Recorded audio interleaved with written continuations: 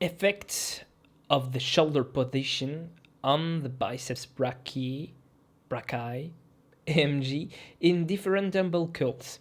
Donc on se retrouve aujourd'hui pour une revue informelle d'études. Alors, vous l'aurez remarqué, c'est dans un setup un petit peu différent de d'habitude. C'est normal, c'est parce que j'ai décidé en fait de vous parler de cette étude-là de façon peut-être un peu plus approfondie, ou en tout cas en vous montrant des choses. Parce que c'est pas forcément évident de décrire la position alors qu'il y a des super schémas. Donc, je vais regarder à droite, à gauche, hein, ça va pas changer par rapport aux revues informelles d'études habituelles. Donc, qu'est-ce qu'ils ont fait? Eh bien, ils ont mesuré l'EMG, donc l'électromyogramme, donc la réponse, on va dire, électrique de surface des groupes musculaires, et ça vis-à-vis de différentes positions. Donc, vous le voyez là, il y a du coup le dumbbell curl debout, le l'incline dumbbell curl, d'accord, et je sais pas trop comment ils ont appelé ça, mais DPC. En gros, ça commence par D et ça fait preacher curl, je crois que ça doit être quelque chose comme ça, en tout cas, dumbbell preacher curl. Et du coup, eh bien, ils ont observé ce que ça donnait en termes d'EMG en le comparant à une maximum voluntary contraction. Pourquoi c'est intéressant qu'ils comparent ça à une maximum voluntary contraction? C'est parce que ils ont en fait comment dire,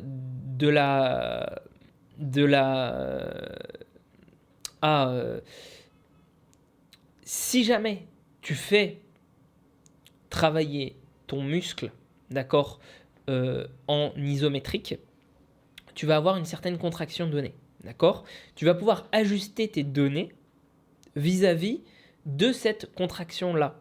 Et donc, tu vas pouvoir comparer les contractions entre elles vis-à-vis de la réponse du signal électrique de cette contraction-là.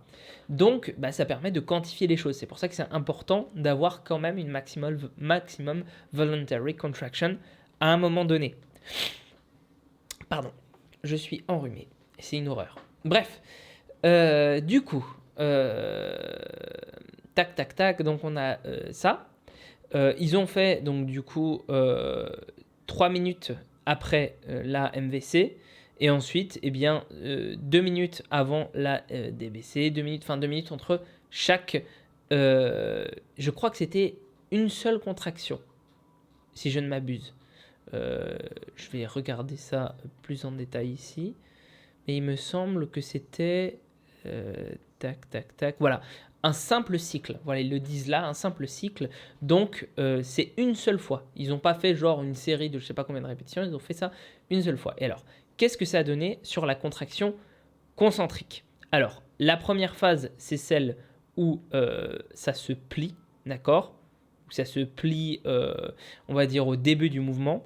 Là, là, comme ça, là, c'est entre ces deux phases-là. La deuxième phase, c'est un peu plus plié. On va dire que c'est entre 45 degrés, enfin pas 45 degrés, 33%, voilà.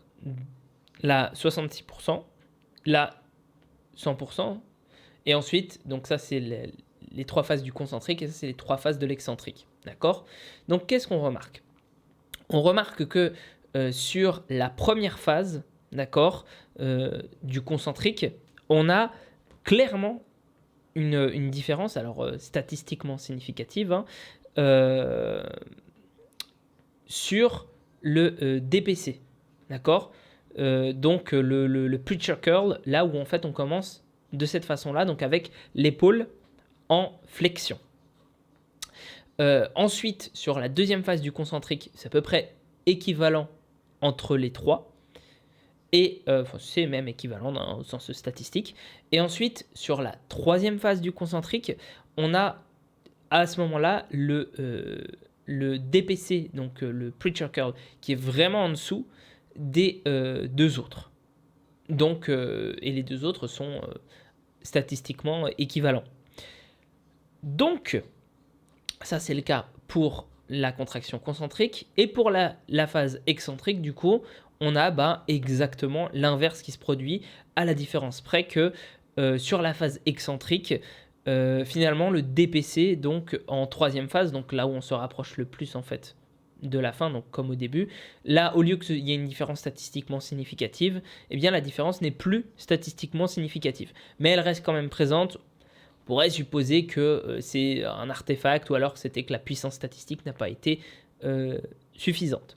Bon, ce qu'ils en tirent comme conclusion, je crois que c'est quelque chose du style on a plus intérêt à prendre les dumbbells, les incline dumbbell curl et les dumbbell curl debout pour faire de la force parce qu'il y a un meilleur EMG.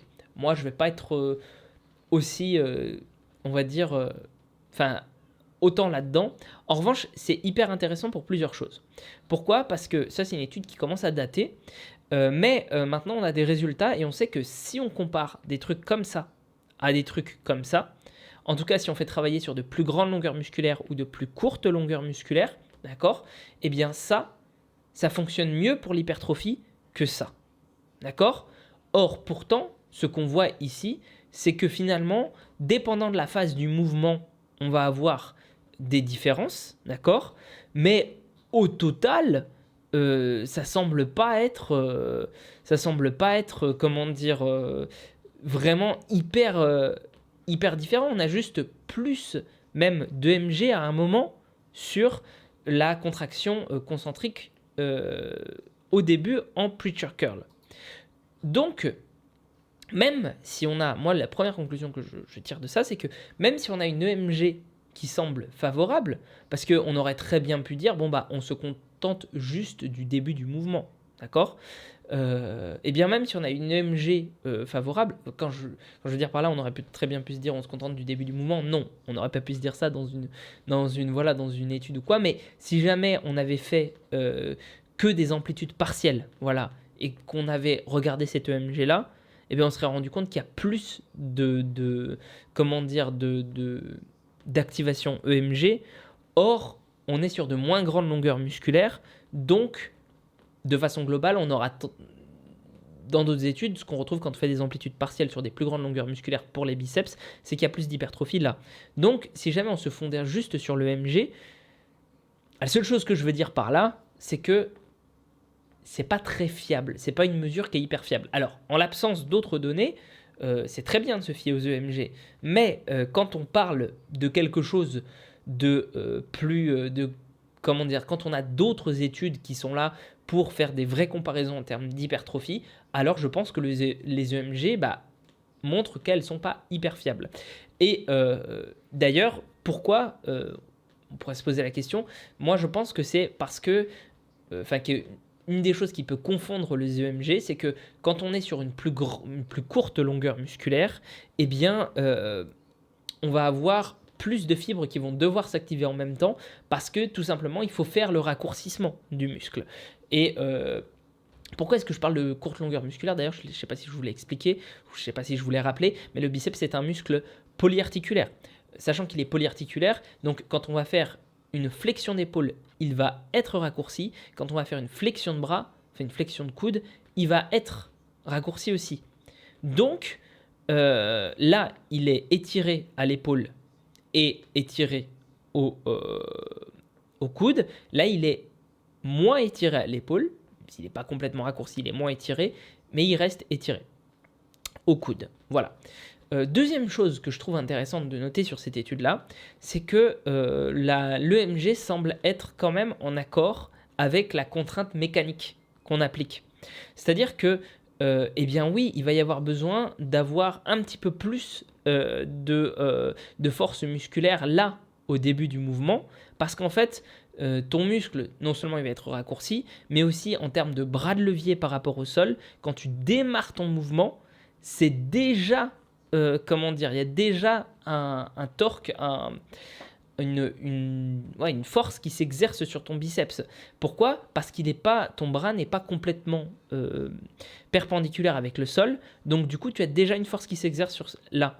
Or, du coup, comme il y a une force qui s'exerce sur là, quand tu commences la contraction, tu as nécessairement un petit peu plus de besoin de l'activer et enfin de besoin de l'activer, en tout cas de force à générer. Et on voit bien que l'EMG semble se comporter comme si elle était, comment dire, elle correspondait un peu à la contrainte mécanique. Donc je trouve ça intéressant.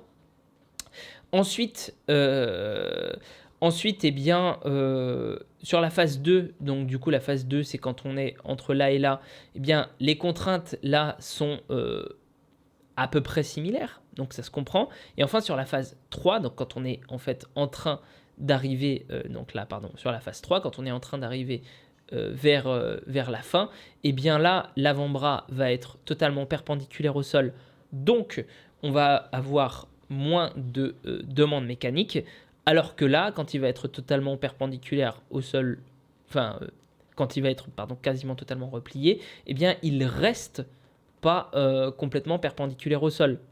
Donc, on va avoir plus besoin de l'activer, ce muscle-là, et donc un peu plus de MG. Comme on voit du coup, eh bien, ça se confirme au niveau du côté mécanique. Pour autant, on n'est pas sur quelque chose qui va se transcrire encore une fois en hypertrophie. Et c'est ça nécessairement en hypertrophie. C'est vraiment ça que je veux qu'on retire de cette étude-là. Donc j'espère que je n'ai pas été trop incompréhensible, trop redondant, etc.